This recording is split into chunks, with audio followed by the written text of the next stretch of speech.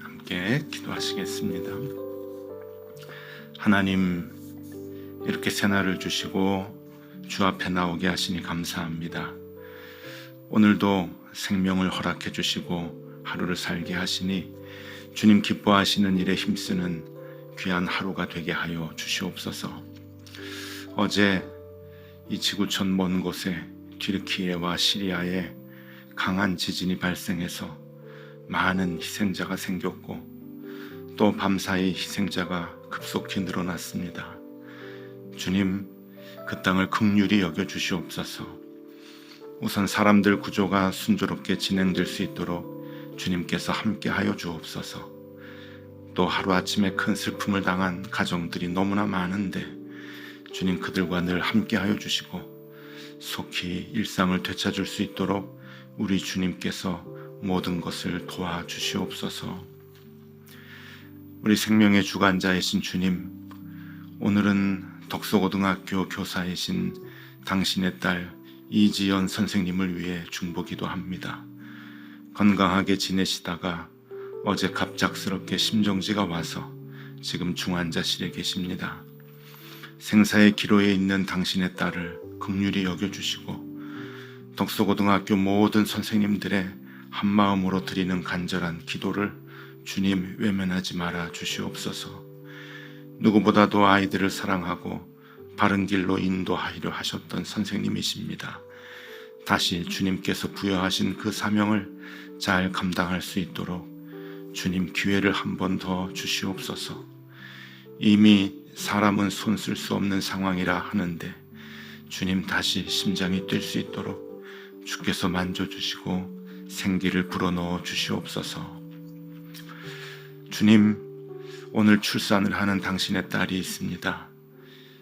딸의 손을 붙잡아 주시고 동행하여 주시옵소서.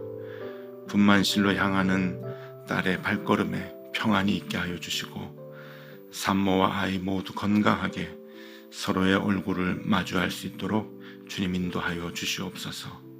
새 생명 주셨으니 주님의 사랑 안에서 아이는 잘 자라날 수 있도록 주님 축복하여 주시옵소서.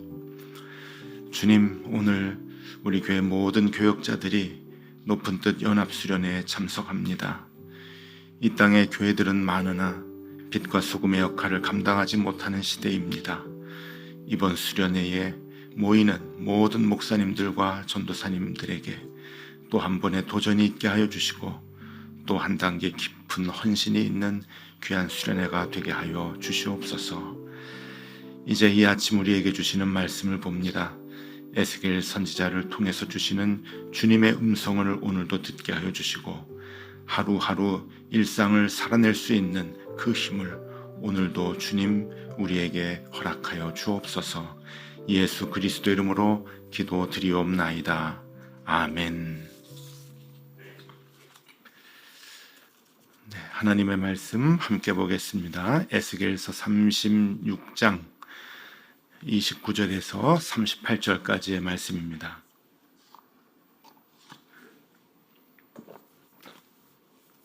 에스겔서 36장 29절에서 38절까지를 여러분 한 절씩 교독하시겠습니다. 제가 먼저 봅니다.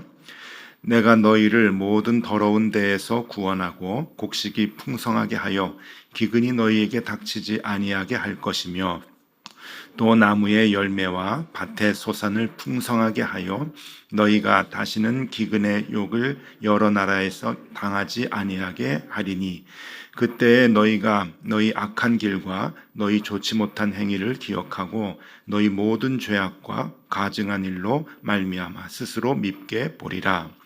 주 여호와의 말씀이니라.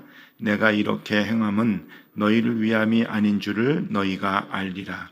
이스라엘 족속아, 너희 행위로 말미암아 부끄러워하고 한탄할지어다.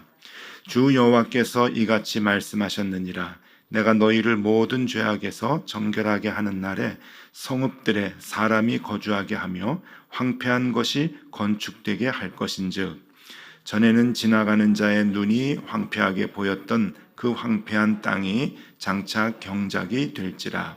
사람이 이르기를 이 땅이 황폐하였더니 이제는 에덴 동산 같이 되었고 황량하고 적막하고 무너진 성읍들의 성벽과 주민이 있다 하리니, 너희 사방에 남은 이방 사람이 나 여호와가 무너진 곳을 건축하며 황폐한 자리에 심은 줄을 알리라. 나 여호와가 말하였으니 이루리라. 주 여호와께서 이같이 말씀하셨느니라. 그래도 이스라엘 족속이 이같이 자기들에게 이루어 주기를 내게 구하여야 할지라.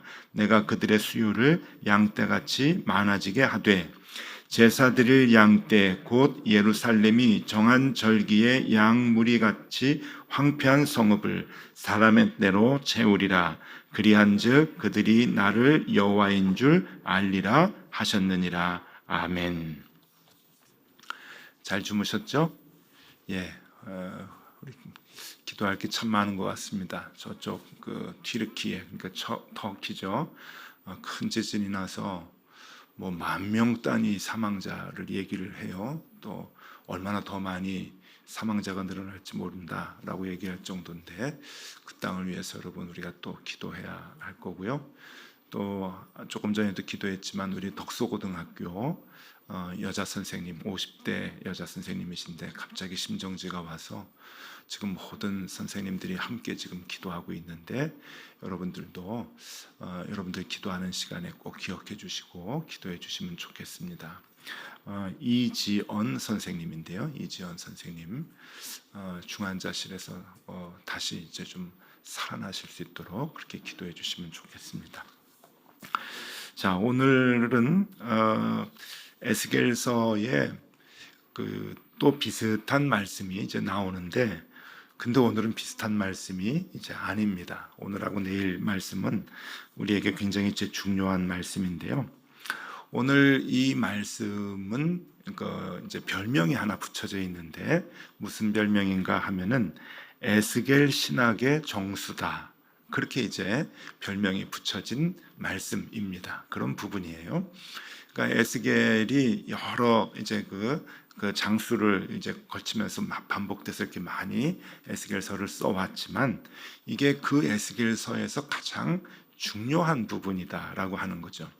우리는 이제 내일 나올 에스겔의 그 마른 뼈가 다시 살아나는 거, 이게 이제 중요하다고 생각을 하지만, 신학자들이 볼 때는 아니다. 이 36장 29절에서 38절까지 있는, 어떻게 보면 이 구석탱이에 있는 이 말씀이 에스겔서에서는 가장 중요한, 정말 귀중한 정수 중의 정수다, 그렇게 이제 얘기를 하고 있습니다.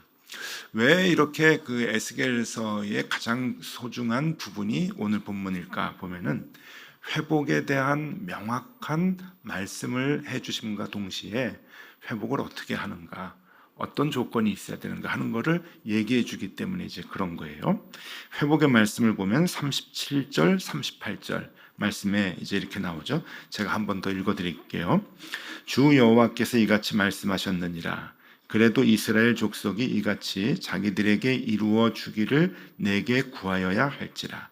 내가 그들의 수요를 양떼같이 많아지게 하되, 제사 드릴 양떼 곧 예루살렘이 정한 절기의 양무리같이 황폐한 성읍을 사람의 때로 채우리라. 그리한즉 그들이 나를 여호와인 줄 알리라 하셨느니라. 이미 예루살렘을 멸망해서 황폐해졌어요. 사람도 살지 않는다, 그렇게 이제 나오는데, 이 황폐한 땅이 다시금 사람들이 모여가지고 도시를 이루고 성읍을 이루고 제사를 드렸잖아요. 옛날에 솔로몬 다윗 때 그 많은 소떼를, 양떼를 데리고 와가지고 그 성전 앞에서 제사를 드렸는데, 그 제사의 모습이 다시금 회복될 것이다 라고 하는 거죠. 그러니까 예루살렘에 단순히 사람들만 모이는 게 아니라 여호와 하나님 앞에 제사하고 여호와를 섬기는 그 모든 모습들이 다시금 재현이 될 만큼 회복될 것이다 라고 하는 것을 얘기해 주고 있습니다. 지금까지 이 회복의 얘기는 너무 자주 나왔습니다. 그렇게 생각할 수 있어요. 굉장히 자주 나오고 반복되었는데, 오늘 이 말씀은 왜 중요한가 하는 거예요. 그럼 회복이 어떻게 이루어지느냐 하는 거예요. 여기에 에스겔 선지자의 굉장히 중요한 시각이 있습니다. 그걸 우리에게 이제 가르쳐 주는 거예요. 구약의 이스라엘 사람들은 몰랐던 그 시각을 이제 우리에게 얘기해 주는데, 첫 번째가 우리의 공로로 구원을 얻는 것이 아니다라고 하는 것을 얘기해 줘요. 이게 굉장히 중요한데, 옛날에 구약 사람들은 우리 죄 때문에 우리가 멸망했다, 다시금 우리가 율법을 잘 지켜야 된다라고 하는 그 생각만 하고 있었어요. 그게 이스라엘 사람들의, 유대인의 율법주의잖아요. 그 생각만 가지고 있었던 이스라엘 사람들에게 우리 기독교 신앙의 가장 중요한 것, 우리의 공로로 구원받는 것이 아니다라고 하는 것을 지금 얘기를 해주고 있는 거예요. 처음으로. 그러니까 신학자들이 이게 굉장히 중요한 부분이다라고 하는 것을 얘기해주고 있는 거죠. 31절 말씀을 보겠습니다. 31절 보면은, 그때에 너희가 너희 악한 길과 너희 좋지 못한 행위를 기억하고 너희 모든 죄악과 가증한 일로 말미암아 스스로 밉게 보리라. 아직도 너희들은 죄가 많어, 이제 그런 얘기죠. 하나님이 말씀하실 때 회복할 거야, 내가 회복시켜 줄 거야. 그런데 너희가 하나님 앞에 돌아왔다고 회복되는 게 아니라 너희는 아직도 죄가 많어, 가증한 일이 너무 많어, 그래서 부끄럽지? 라고 얘기하는 거예요. 32절 말씀, 주 여호와의 말씀이니라. 내가 이렇게 행함은 너희를 위함이 아닌 줄을 너희가 알리라. 이스라엘 족속아, 너희 행위로 말미암아 부끄러워하고 한탄할지어다. 너희 행위는 부끄러운 행위다. 그리고 지금도 부끄러운 행위를 하고 있다. 그렇기 때문에 너희가 의롭게 생활하고 너희가 율법을 지키고 하나님 말씀을 지킨다고 회복되는 것이 아니다 라고 하는 것을 지금 얘기해 주고 있습니다. 여러분, 신약에 오면은 바울이 이제 우리에게 기독교에 대한 그 내용을 얘기해 주면서 로마서 같은데 우리의 공로가 아니다라고 하는 것을 계속 반복하잖아요. 그러니까 우리는 이제 그것을 이제 알고 있는데, 에스겔 선지자가 그것을 지금 선포하는 거예요. 이스라엘 백성들에게 너희의 공로로 구원받는 것이 아니다. 너희는 여전히 죄가 있고 너희는 여전히 구원받지 못할 악한 마음과 행동을 갖고 있는데 하나님께서 전적으로 너희를 구원해 주시는 거다라고 하는 것을 얘기해 주고 있는 거죠. 그러니까 굉장한 선포를 지금 하고 계십니다. 자, 신약으로 한번 와서 에베소서 2장 8절과 9절 말씀을 제가 읽어드리겠습니다. 바울이 우리에게 하는 말씀이죠. 너희는 그 은혜에 의하여 믿음으로 말미암아 구원을 받았으니 이것은 너희에게서 난 것이 아니요 하나님의 선물이라. 행위에서 난 것이 아니니 이는 누구도 자랑하지 못하게 함이라. 네, 우리가 늘 아는 말씀을 읽는 그런 그 말씀이죠. 이 말씀이 지금 에스겔서 36장에서 처음으로 이제 나오게 되는 거예요. 에스겔 선지자가 이스라엘 백성들아, 우리의 행위로는 구원받지 못한다. 하나님의 전적인 은혜다라고 하는 것을 얘기해 주고 있는 거죠. 여기 이제 온라인으로 예배하시는 분들은 젊으신 분들도 좀 있으시겠지만 출근할 때 좀 듣고 또 보고 그러시는 분도 계시지만 현장에 나오시는 분들은 그래도 연세가 지긋하신 분들이 좀 많으신데 여쭤볼게요. 우리 이렇게 좀 살아왔는데 맞죠? 우리 행위로 구원받는 거 아니죠? 어떠세요? 난 그래도 구원받을 만큼 잘 살아왔습니다. 그렇게 생각하실 수 있나요? 저는 부끄러워요. 그런 면에서는 나중에 천국에 가면은 고개를 못 들 것 같아요. 제가 구원받았다라고 하면 그건 전적으로 하나님 은혜죠. 이 벌레만도 못한 나를 하나님 구원해 주셨구나. 목사도 그 모양인데, 그죠? 전적인 하나님의 은혜입니다. 이런 것 때문에 이 에스겔 선지자의 귀한 메시지, 정수 중의 정수다, 그렇게 이제 얘기를 하는 거고요. 두 번째 또 있습니다. 하나가 더 있는데 그것은 하나님은 하나님의 이름을 위하여 일하신다 하는 거예요. 하나님은 하나님의 이름을 위해서 일하신다. 우리가 간구해서 우리가 막 달라고 해서 일하시는 게 아니라 하나님은 하나님의 이름을 위해서 일하신다. 이게 이제 무슨 말인가? 여러분 어제 본문을 좀 보면은요. 어제 본문의 22절, 그러니까 에스겔서 36장 22절에 보면은 이렇게 나옵니다. 그러므로 너는 이스라엘 족속에게 이르기를 주 여호와께서 이같이 말씀하시기를 이스라엘 족속아 내가 이렇게 행함은 너희를 위함이 아니요 너희가 들어간 그 여러 나라에서 더럽힌 나의 거룩한 이름을 위함이라. 하나님의 거룩한 이름을 위해서 하나님은 일하신다는 거예요. 이스라엘도 회복시키시고 우리도 구원시키시고 하나님의 이름을 위해서. 참 희한하죠. 근데 성경을 여러 군데 보면은 하나님이 하나님의 이름을 위해서 일하신다는 게, 이름에 대해서 얘기하시는 게 참 많습니다. 보시면 출애굽기 20장 7절 보면은요, 이런 말씀이 있어요. 너는 내 하나님의 이름을 망령되이 부르지 말라. 여호와는 그의 이름을 망령되이 부르는 자를 죄 없다 하지 아니하리라. 여러분 이게 무슨 어디에 나오는 말씀이냐면 십계명에 나오는 얘기예요. 십계명의 제3계명. 3계명에 여호와의 이름을 망령되이 일컫지 말아라. 그러니까 하나님의 이름에 대해서 조금 민감하신 것 같아요. 십계명이면 굉장히 중요한 거잖아요.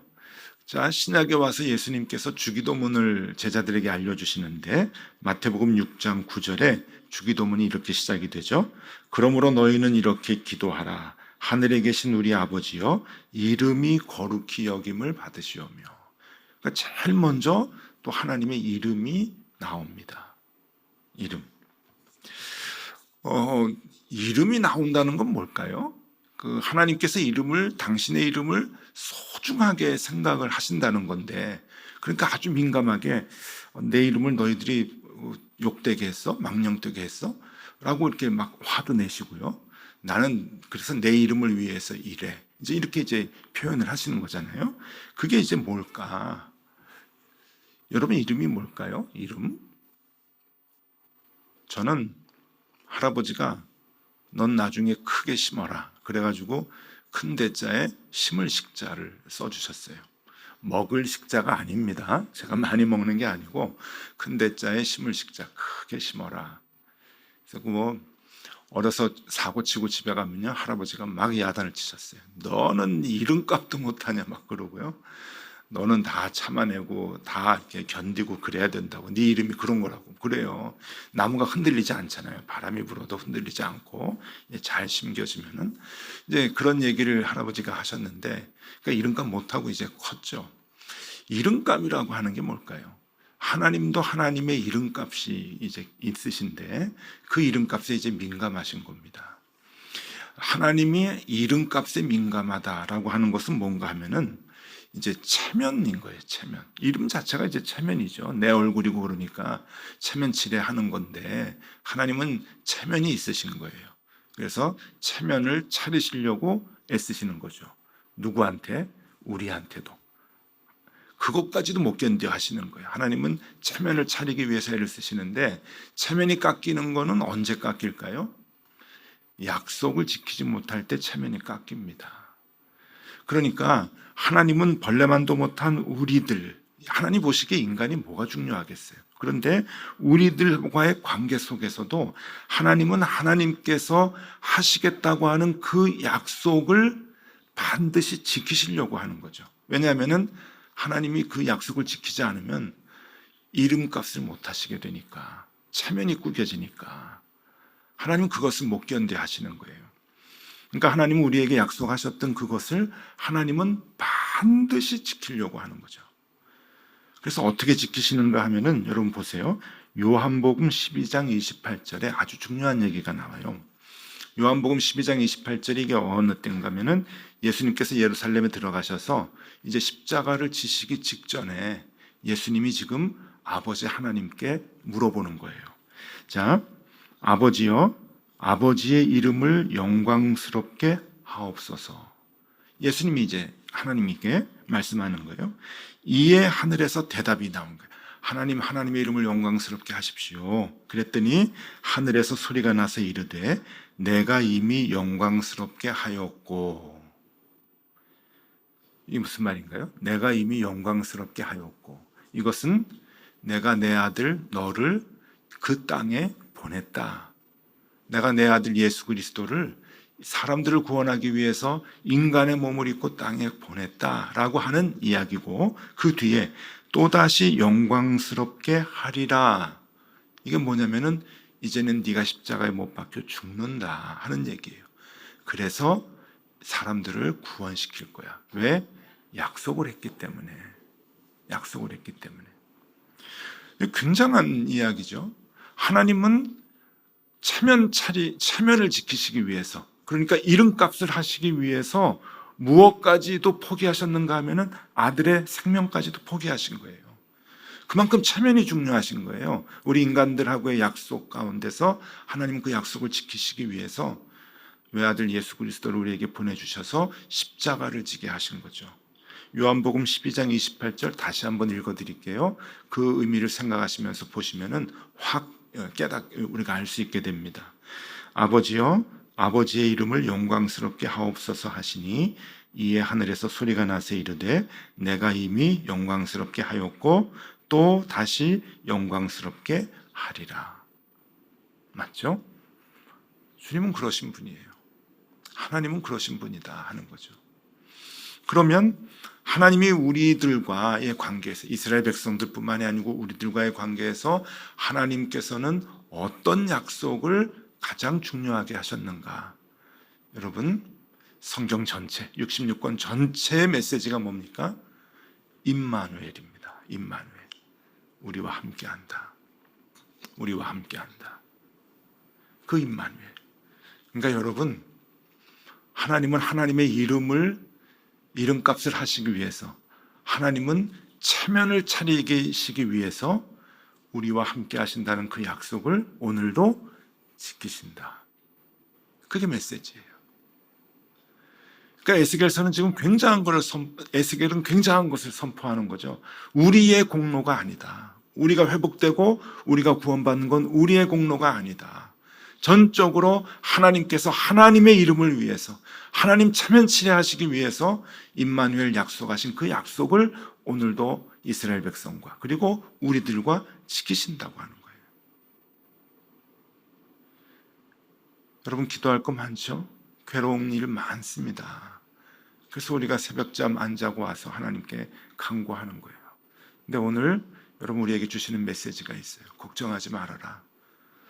내 자신을 보고 내 행동을 보면은 우리가 어떻게 하나님 앞에서 구원을 얻고 하나님께서 우리를 선한 길로 인도해 주시겠습니까? 근데 아닌 거예요. 하나님은 하나님의 체면을 위해서, 이름값을 위해서 오늘도 우리를 지키시겠다고, 내 옆에 계시겠다고 약속해 주고 계십니다. 이게 우리의 힘이 되는 거예요. 우리는 절망적인 상황, 우리는 괴로운 상황, 아픔과 고통 가운데 있어도 주님께서 내가 함께 할 거야, 내가 지켜줄 거야, 내가 널 인도해 줄 거야 라고 하는 그 약속을 오늘도 하나님의 이름 때문에 지켜주시겠다고 하는 거예요. 그 약속을 이루어 주시겠다고 하는 거죠. 그러니 걱정하지 마시고, 조금 우리의 시간과 좀 차이가 날 뿐이에요. 걱정하지 마시고 주님께서 우리를 끝까지 지켜주시고 하나님이 함께 해주시고 회복시켜 주신다 하는 그 약속을 믿고 오늘도 기쁨으로, 감사함으로 주님께 기도하면 참 좋겠습니다. 힘내세요. 오늘 하나님께서 우리 모두를 손을 꼭 붙잡고 인도해 주실 것입니다. 그렇게 주님과 동행하는 귀한 하루가 되실 수 있기를 바랍니다. 기도하겠습니다. 하나님 아버지, 아침에 눈을 뜬 것, 또 숨을 쉬는 것, 입술을 열어 주의 말씀을 읽는 것, 그리고 주님의 전에 나와 여기에 앉아 있는 것, 다 은혜입니다. 이렇게 은혜를 입고 살아가는 우리입니다. 하루하루 일상을 살아가는 것이 우리의 공로로 얻은 것이 아닌 모두 주님께서 주신 은혜입니다. 큰 은혜를 입은 우리들, 오늘도 주님이 기뻐하시는 일 많이 하게 하여 주시고, 그래서 주님의 이름을 높여드리는 하루가 되게 하여 주시옵소서. 임마누엘이신 하나님, 오늘도 우리와 동행하여 주시옵소서. 예수 그리스도 이름으로 기도드리옵나이다. 아멘. 네, 이제 함께 기도하시겠습니다.